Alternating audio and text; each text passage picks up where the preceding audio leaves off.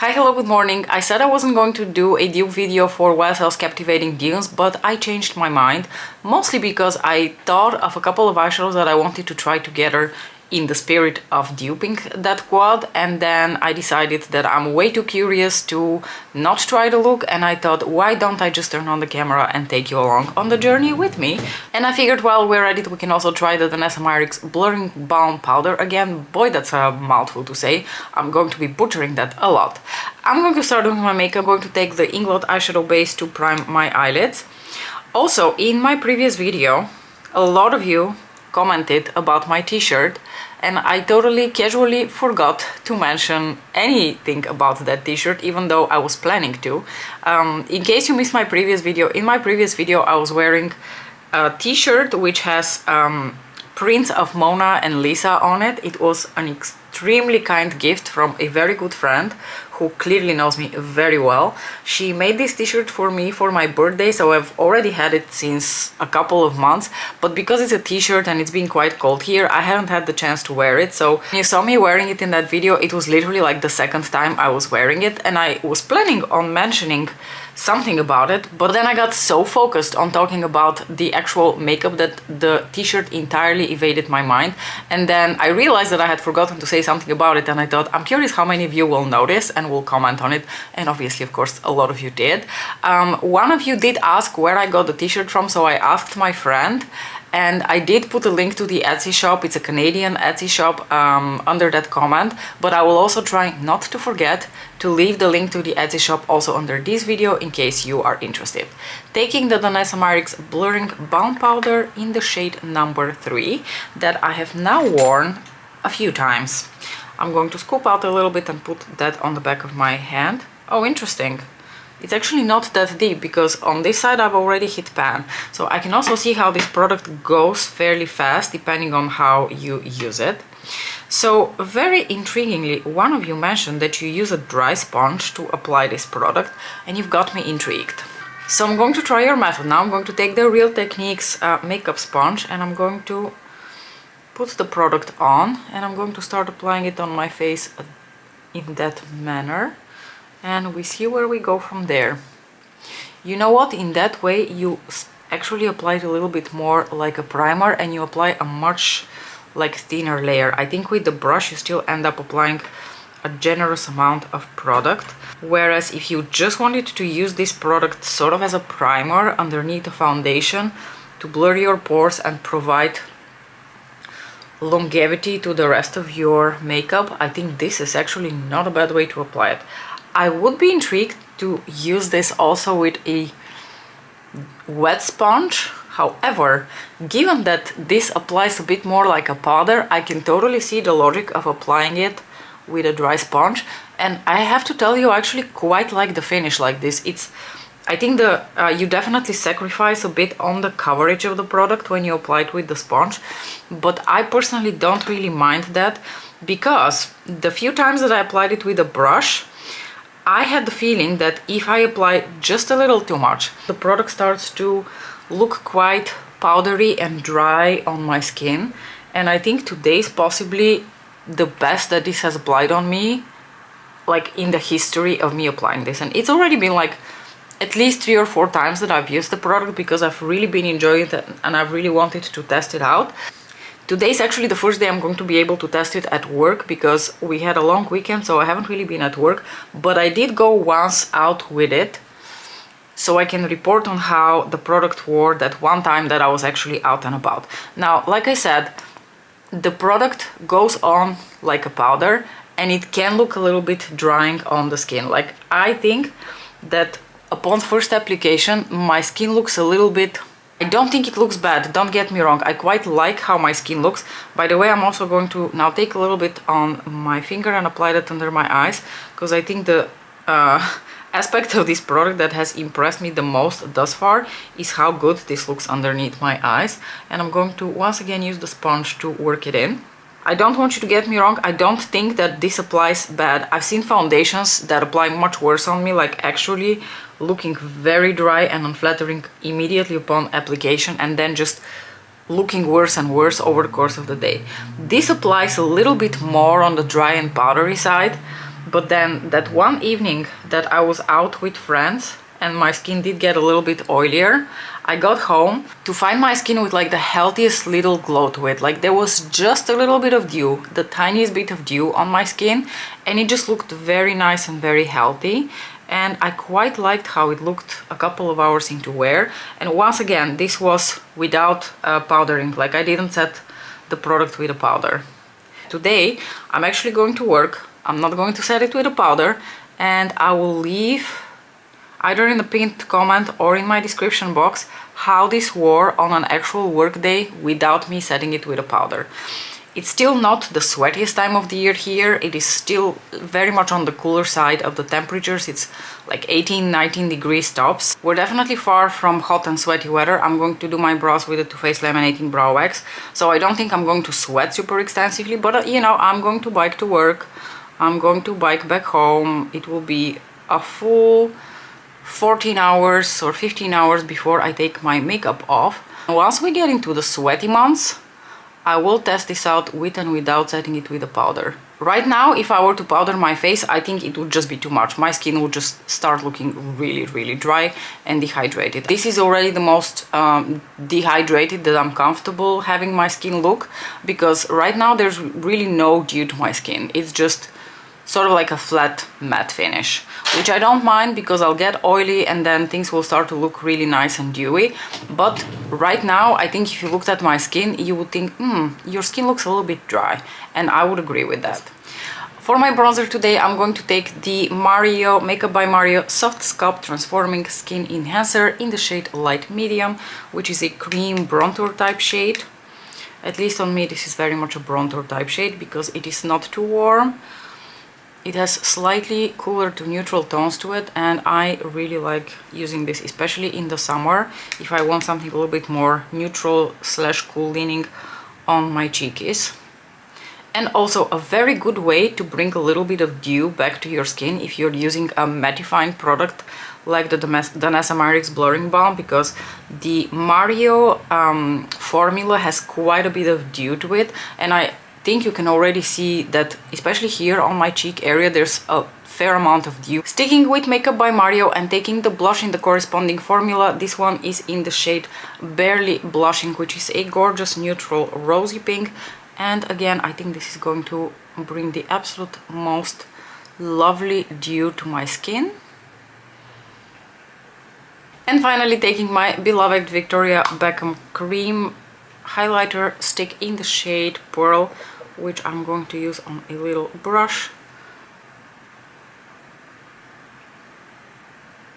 Now, a step that I think would certainly help matters if you apply this product and you find it a little bit too dry looking would be to apply a little bit of a setting or fixing spray of sorts, because that will bring a little bit of moisture and melt the product a little bit better into your face. So that's what I'm going to do. I'm going to take the Charlotte Tilbury one using my sponge again, and I'm just going to set the products but also bring a tiny bit of moisture onto my face using the setting spray from Charlotte Tilbury. And since I'm not powdering, I'm hoping that this will further help with my makeup not sliding around. I zoomed you in a little bit for the eye look, but I just wanted to also show you how my skin is looking. I actually really like how my skin is looking right now. Yes, there's not much dew going on to it, but given my skin type, I don't really want to start my day with too much dew, because too much dew is just going to turn into a greasy mess in a few hours. So this is an excellent starting point for me. I like how this looks. And now for the exciting part of the video, let's try if we can dupe Captivating Dunes by YSL. The first thing I'm going to start my look off with is going to be the same shade that I also used to dupe Unexplored Garden in my previous video, and that's going to be Twilight Taupe here from the Bronze Ecstasy Queen. This is one of the holiday queens from Pat McGrath Labs. I'm going to grab a fluffy blending brush and I'm going to apply this through my crease.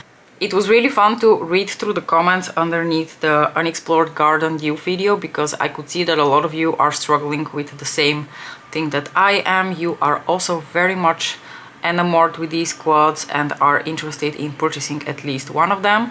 From what I could tell, most of you are indeed also quite interested in Unexplored Garden.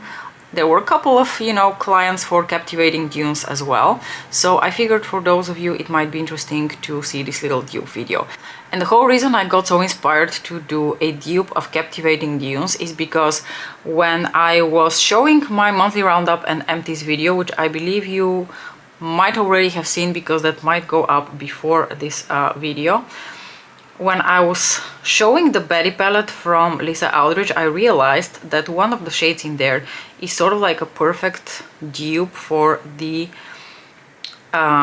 taupe metallic satin shade that is present in YSL's Captivating Dunes.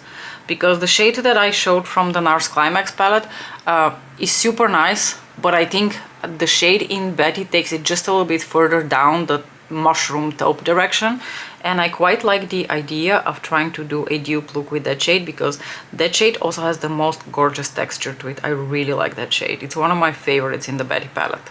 Now the Captivating Dunes palette has a dark brown taupe shade. I'm not really going to put a dark brown taupe in my outer corner, not because I can't think of one. I immediately thought of the one in Moonlit Seduction from Pat, which I think would be absolutely perfect.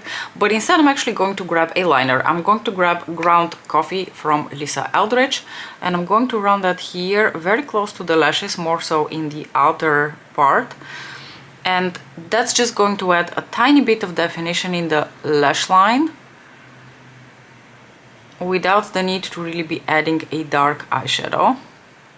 So I'm just going to smudge that out here, concentrating more on the outer portion of the lid.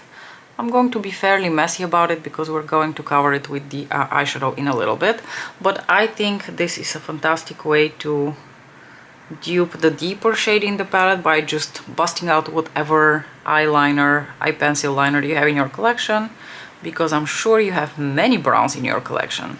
And now for the exciting part, let's grab the Betty palette, and the shade that I am referring to is called Talk to the Paw. It's this one here. Isn't that beautiful?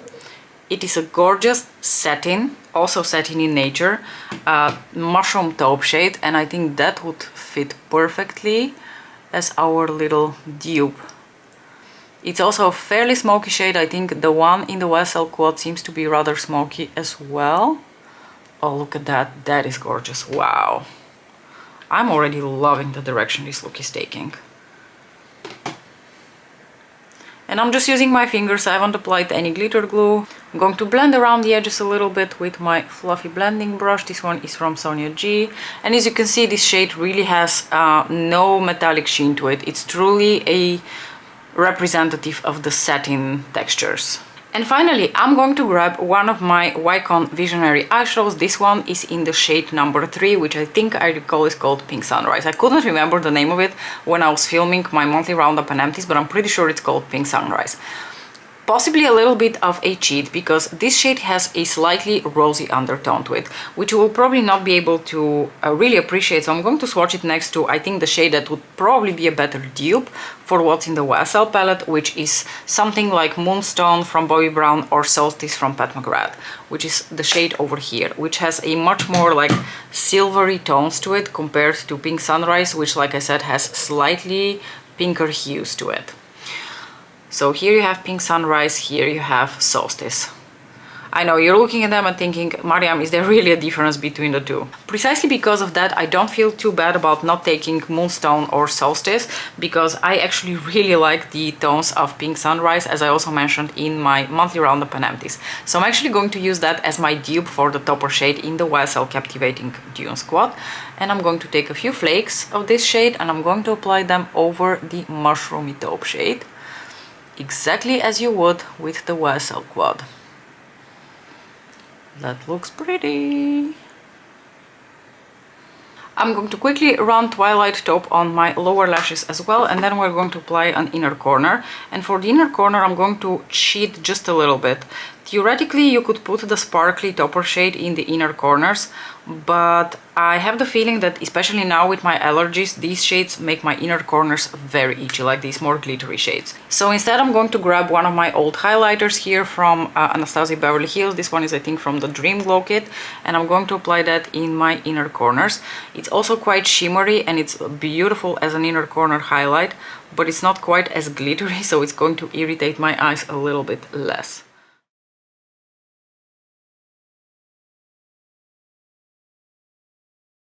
I'm kind of loving this monochromatic brown look, you guys. Do let me know what you think about it, but I'm loving everything about it. I was considering a red lipstick, but then I thought, you know what would be better? If I put my beloved Caramel from Prada Beauty. So I'm once again wearing Caramel from Prada on my lips. Hopefully you're not getting too tired of this lipstick. In my defense, this is actually the first time that I can wear this lipstick to work. I'm really excited about it, and I actually think it complements the look beautifully. When it comes to the eye look, I absolutely love it, and I honestly don't think that doing a look with Captivating Dunes would look different. So between this look and the one that I did with my Unexplored Garden dupes, I have to tell you, I feel pretty confident right now to say that I am currently cured of my desire to own either of these quads, because I loved both of my dupe looks so much that I really can't imagine why I would need any of these new YSL quads. So, you know, cautiously, very cautiously, tentatively, I'm saying that I'm actually not going to purchase either of these, because I am perfectly satisfied with all the beautiful eyeshadows that I currently have in my collection that dupe these quads so incredibly well. Now, I can't wait to hear what you guys have to say about this.